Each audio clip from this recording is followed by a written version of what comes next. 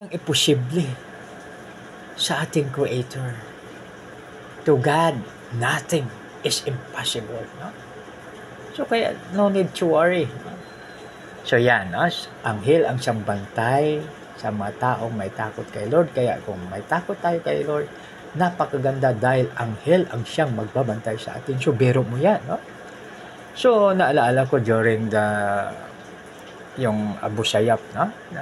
During that Abu Sayyaf, panahon ng Abu Sayyaf, yung isa sa ating government na negotiator, may bodyguard siya na Special Action Force. No? So yan.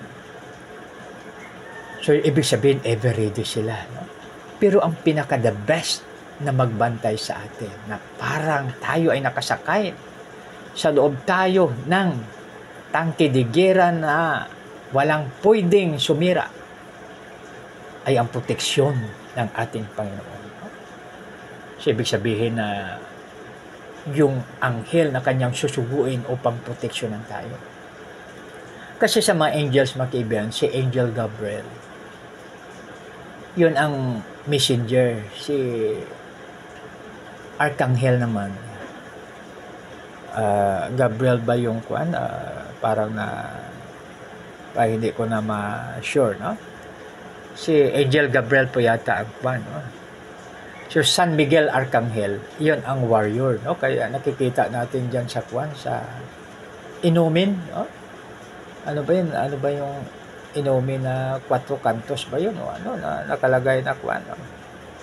So, tinalo ni Angel Gabriel, Angel Michael, no? Ang kalaban. So, Angel Gabriel at saka si Angel Michael. No? So, please correct me kung ako po ay nagkamali. Kasi maraming expert po dyan. No? Basta si Angel Gabriel, ito yung mensahero. No? Yung nagbalita kay Virgin Mary at saka yung kay Zacarias. No? Maaring siya. No? Pero si San Miguel, tama, San Miguel pala. San Miguel Arcangel, yun ang warrior. So ngayon, ipadala sa atin yung matauhan ni Archangel San Miguel.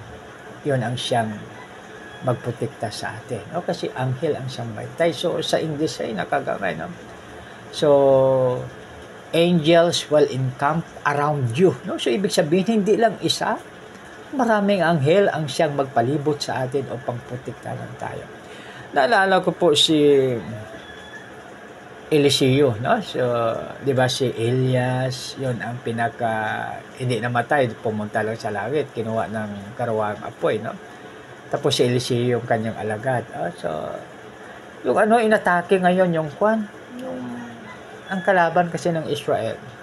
Parang palagi silang natatalo dahil ginagabayan ni Lord sa magitan ng propeta yung ni Eliseo, no? Tapos sabi ng hari ng kalaban, sabi niya, sino sa inyo ang traidor sa atin? Bakit lahat ng moves natin ay nalaman ng kabila ng Israel? Tapos bandang huli na discover ng mga intel ng siguro mga intel ng hari.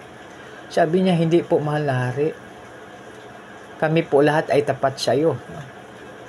Alam mo po ba kung sino nagsasabi sa hari? Sabi niya, ang propeta nila na si Eliseo. No? So, yan, no? Si Eliseo. Si Eliseo, sabi niya, dakpin natin. Sabi niya, arestuhin natin yan. So, ngayon nagpadala ng sundalo yung hari, no? Nagpadala siya ng mga napakaraming sundalo. Tapos, yung doon na sila sa malapit doon sa lugar ni Eliseo. Nakita ngayon ni Gehazi, no? Yung armor bearer kasi 'di ba ngayon ay sa panahon natin yung mga general may idicamp, no? Ibig sabihin parang may personal secretary. So doon pala, mayroon din noon pa, no? Yung armor bearer lang yung tawag kasi yung mga hari mayroong armor bearer yan, no? Yung mga opisyal may armor bearer. So ngayon si Gehazi, Tinawag niya ngayon si Juan, nagulat siya, sabi niya, Panginoon, marami tayong kaaway, pinapalibutan tayo, nataranta na si Juan, Gehazi. Natakot na, no? Alam mo ba, sabi ni Eliseo, sabi niya, mas marami tayo, sabi niya. So, ibig sabihin, yung words pa lang na sinabi niya, positibo, ibig sabihin na ang words niyang ginamit, isa sa mga words na makakuha ng takot ni Gehazi. Sabi niya, mas marami tayo, Gehazi. No? Baka sinabi niya, anak, mas marami tayo. No? Tapos sabi niya, nag-prayer ngayon si Eliseo, sabi niya, Lord, buksan mo po ang mamata ni Gehazi upang makita niya. So ngayon, pagtapos siya prayer, nabuksan ngayon yung yung mata ni Gehazi, nakita niya ngayon yung maraming angels, no? Na napakarami, no? Sabi niya, hindi pala basta-basta tayo. Tapos, nag-prayer pero bago yan. So, ibig sabihin mga kaibigan, bakit tayo maging dependent sa ating Panginoon? Dahil, ang ating Panginoon ay mayroong nakikita na hindi natin nakita. Tulad kay Gehazi. Si Gehazi po ay hindi niya nakita na mayroon po palang mga angels na nakabantay sa kanila. No? So, biro mo yan. So, kaya makibigan, napakaganda na God sees what we do not see. God knows what we do not know. So yan, mga English teachers, paki-correct po ako kung ako ay nagkamali sa aking English. So yan, mga kaibigan. So ibig sabihin po, mga kaibigan, na si Lord, nakikita niya ang hindi natin nakikita at nalalaman niya ang hindi natin alam. No? Kaya may kanta, mga kaibigan, na open my eyes, Lord. Yan, di ba? Open my eyes, Lord, for me to see. What should I see? So, yan mga kaibigan, no? Napakaganda mga kaibigan pag tayo kay Lord talaga, no?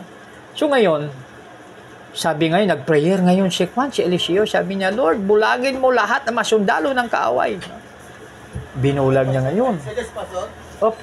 Yung ano niyo po, yung motor, yan dyan po si Kap. Ay, paki ano lang po. Baka pwede pakilipat na lang, nakakuha lang naman. Opo. So ngayon, ngayon, ano siya, no? Palipat na lang daw. Na ano siya, no? So ngayon, ano siya, na bulag lahat ng masundalo. Yung nabulag ang masundalo, dinala niya ngayon sa hari ng Israel. Tapos sabi ng hari ng Israel, ano ang gagawin natin dito? Eliseo, patayin ba natin? Ito sabi, wag. Pakainin mo sila at